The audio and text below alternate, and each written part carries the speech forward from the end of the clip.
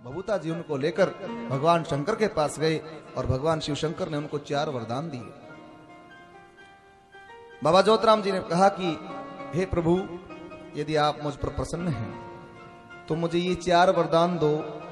पहला ये कि इस दुनिया के अंदर एक सबसे बड़ा दुख है एक मां के लिए। जिस भी औरत की गोद हरी हो जाती है, कोख खुल जाती है, वो औरत धन्य हो जाती है, वो औरत संपूर्ण मानी जाती है। महेंद्र सिंह, पूत बिना नारी से अधूरी, नारी बिना पूत बिना नारी की कदर नहीं पूरी, और नारी जो बनावत तो हो पूत जरूरी। हे प्रभु, इस दुनिया के अंदर यदि कोई औरत आती है तो उसको पुत्र से जरूर नवाजो, औलाद जरूर दो, लेकिन बहुत सारी माताएं बहनें ऐसी होती हैं जिनकी कोख नहीं खुलती और उनके दुख को मैं देख नहीं सकता, इसलिए मुझे ऐसा वरदान दो कि कोई मेरे दरबार में आए तो मेरी भभूति चुटकी से उस औरत की कोख खुल जाए। भगवान शिव शंकर ने कहा तथास्तु। दूसरा वरदान ज्योतिराम जी ने मांगा कि प्रभु, इस दुनिया के अंदर एक और बहुत बड़ा दुख है। इंसान के आंतरिक दुखों की कमी नहीं है, लेकिन एक गृहस्थ परिवार के अंदर, जिसके अंदर माँ बाप भाई बहन सभी होते हैं, और यदि उस परिवार में कोई आदमी शराब पीता हो, दारू पीता हो, तो वो घर स्वर्ग होते हुए भी नरक हो जाता है, क्योंकि एक शराब 100 बीमारियों की जड़ है। मेरे बाबा, यदि कोई मेरे दरबार में आकर अपनी शराब छुड़वाने के लिए मुझसे प्रार्थना करे तो मेरी भभूति चुटकी से उस इंसान की शराब छूट जाए और उसके घर में खुशियों का आवास हो, निवास हो। भगवान शिव शंकर ने कहा तथास्तु। तीसरा वरदान मांगा कि हे प्रभु, इस दुनिया के अंदर बहुत सारी आत्माएं घूमती हैं, बुरी बुरी आत्माएं, बिना समय के असामयिक मौत यदि किसी की हो जाती है तो वो आत्मा तब तक इस संसार के अंदर विचरण करती रहती है जब तक उसकी मुक्ति का समय नहीं आ जाता। और प्रभु, वो आत्माएं कभी किसी इंसान में, कभी किसी इंसान में घुसकर किसी को परेशान करती हैं, जिसको आजकल हम संकट बोलते हैं। आपने मेहंदीपुर का नाम सुना होगा।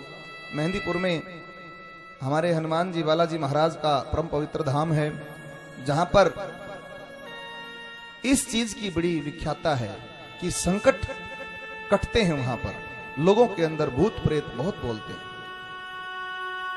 ज्योतिराम जी कहने लगे कि प्रभु, यदि मेरे कोई दरबार में आए संकट का सताया हुआ तो मेरी बभूति से उस आदमी का संकट कटे, ऐसा मुझे वरदान दो।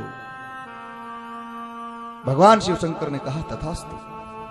3 वरदान मिले तो ज्योतिराम जी धन्य हो जाते हैं, लेकिन दिमाग में आई बात, कहने लगे प्रभु, एक वरदान और मुझे दो, मैं प्रार्थना करता हूं आपसे। वो क्या कि इस दुनिया के अंदर शाने सेवड़े भी बहुत हैं जो चलती हुई आत्माओं को काबू में कर लेते हैं और उनसे मन चाहा कार्य करवाते हैं। प्रभु, मैं भी एक आत्मा हूं, आपने मुझे वरदान दिए हैं, मेरे पास अब ताकत हो गई है, लेकिन यदि कोई शाना सेवड़ा मुझे अपने आप काबू में कर लेगा तो वो जो चाहेगा वो मुझसे करवाएगा। इसलिए मुझे ऐसा वरदान दो कि कोई भी शाना सेवड़ा, कोई भी कितना भी ताकतवर कोई तांत्रिक क्यों ना हो, मुझे कबू काबू में ना कर पाए।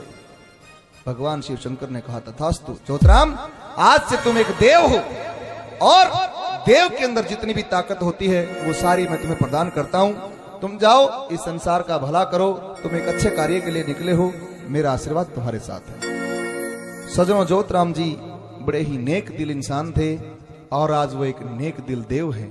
जो भी इंसान छोटी सी भी अरदास बाबा के चरणों में एक आंसू के साथ लगाता है, बाबा के दरबार में किसी पैसे की जरूरत नहीं, धन दौलत की जरूरत नहीं, किसी भी चीज की आवश्यकता नहीं, आपका एक आंसू काफी है। बाबा के दरबार में एक आंसू यदि उनके चरणों में पड़ता है तो ज्योतिराम जी द्रवित हो उठते हैं। वो दया के सागर हैं, अपने हर भक्त का बेड़ा पार करते हैं। कितना भी बड़ा रोग क्यों ना हो सजनों, ज्योतिराम के दरबार में कैंसर, ब्रेन ट्यूमर, टीबी, भयंकर से भयंकर असाध्य रोगों का निवारण करते हैं ज्योतिराम जी, कोढ़ तक ठीक करते हैं। ये चमत्कार हैं ज्योतिराम जी के, कभी देखना, एक नहीं हजारों में ऐसे आप लोगों को ज्योतराम जी के चमत्कारों के उदाहरण बता सकता हूं कि ज्योतराम जी ने क्या क्या ठीक किया है।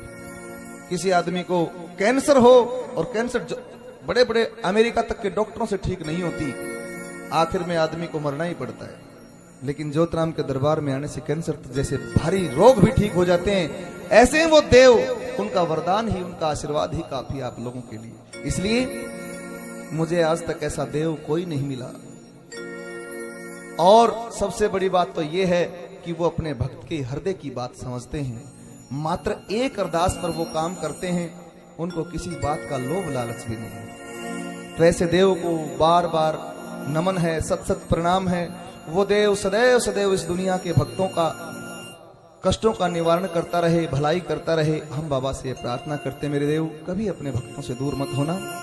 और ज्योतराम जी का परम पवित्र धाम बना भणिन में, जहां पर भक्त